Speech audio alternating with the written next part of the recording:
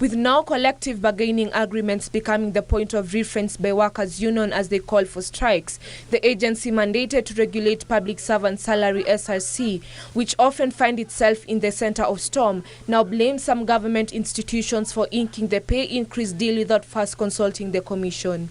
The courts have actually established that the word advice is binding.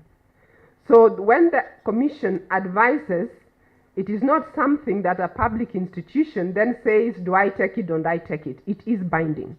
Elsewhere, leaders and relatives of Kenyans who perished in the ill-fated Ethiopian plane crash have called on the government to ensure that the affected families are compensated.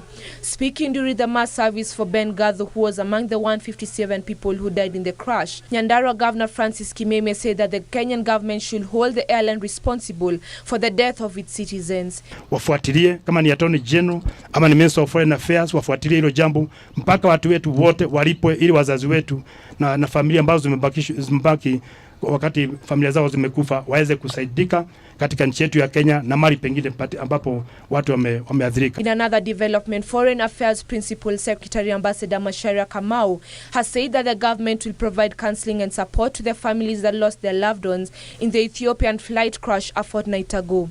Members of Kiambu County Assembly exchanged blows inside the county assembly following a disagreement over a finance bill tabled by the county government. Trouble started when one member questioned over the manner which the committee was reconstituted and why the same bill that they had sought an explanation from the CEC in charge of finance had been brought back to the assembly. It was at this point that some of the MCAs attacked him with blows and an all-out fight emerged. Earlier, the MCAs passed a motion to have the government recognize the ethnic community of Chona, which migrated to Kenya from Zimbabwe in the early 1960s. The MCAs want the community which resides in Kino, Muguga, Githu and Githu to be registered as the 44th tribe in the country.